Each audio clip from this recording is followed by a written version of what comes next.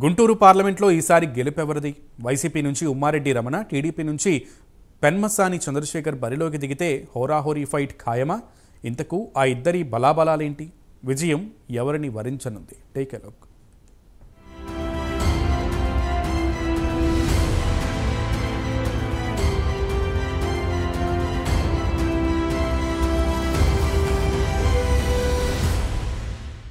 Guntur parliament రాజకీయం హాట్గా సాగుతోంది. ఏపీలోని లోక్సభ నియోజకవర్గాల్లో అత్యంత కీలకమైన గుంటూరులో జెండా పాతేందుకు ప్రధాన పార్టీలు రెడీ అయిపోయాయి.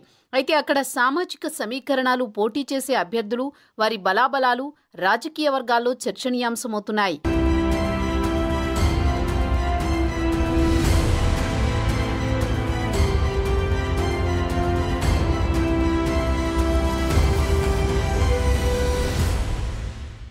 ఏ పార్టీ నుంచి ఎవరు బరిలోకి దిగబోతున్నారన్నది ఒకసారి చూస్తే వైసీపీ నుంచి ప్రముఖ విద్యా పారిశ్రామికవేత్త ఉమ్మారెడ్డి వెంకటరమణ పోటీ చేస్తారని ఎప్పటినుంచో ప్రచారం జరుగుతోంది. కేంద్ర మాజీ మంత్రి ఎమ్మెల్సీ ఉమ్మారెడ్డి వెంకటేశ్వర్లు కుమారుడే వెంకటరమణ. ఆయన ప్రముఖ విద్యావేత్త, పారిశ్రామికవేత్తగానూ పేరు పొందారు.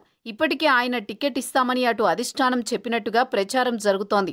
దీంతో నియోజకవర్గంలోని సన్నిహితులకు, స్నేహితులకు వెంకటరమణ ఫోన్లు చేసి ఎన్నికల్లో పోటీ చేస్తున్నానని, సహకారం అందించాలని కోరుతున్నట్టు తెలుస్తోంది. త్వరలో వైసీపీ విడుదల చేసే జాబితాలో వెంకటరమణ పేరును అధికారికంగా ప్రకటించవచ్చని ఆ పార్టీ వర్గాలంటున్నాయి. ఇంకోవైపు తెలుగుదేశం, జనసేన కూటమి నుంచి టీడీపీకే గుంటూరు పార్లమెంటు టికెట్ దక్కుతుందన్న ప్రచారం జరుగుతోంది. జనసేన బలపరిచిన టీడీపీ అభ్యర్థిగా ఎన్ఆర్ఐ పెమ్మసాని చంద్రశేఖర్ బరిలో దిగబోతున్నట్టు తెలుస్తోంది. గుంటూరు పార్లమెంటు స్థానం టీడీపీకి అత్యంత కీలకం. 2014, 2019 ఎన్నికల్లో ఈ స్థానాన్ని టీడీపీనే గెలుచుకుంది. ఇక్కడ సిట్టింగ్ ఎంపీ గల్లా జయదేవ్ రాజకీయాలకు గుడ్ బై చెప్పిన నేపథ్యంలో బలమైన ఈ సెగ్మెంట్ను నిలబెట్టుకోవాల్సిన అవసరం టీడీపీకి ఉంది. అయితే గల్లా రాజకీయాలకు దూరం కావడంతో టీడీపీ అంతర్మథనంలో పడింది.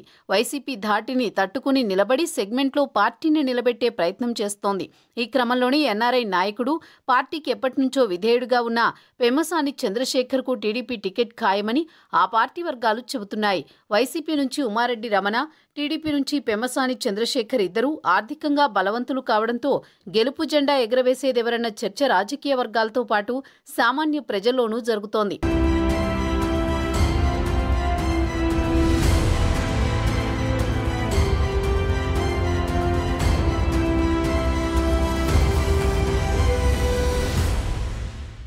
ఈ ఇద్దరి బలాబలాలను ఒకసారి చూస్తే ఉమ్మారెడ్డి రమణ 1994 నుంచి తండ్రికి అండగా పలు ఎన్నికలు చేసిన సుదీర్ఘ అనుభవం ఉంది.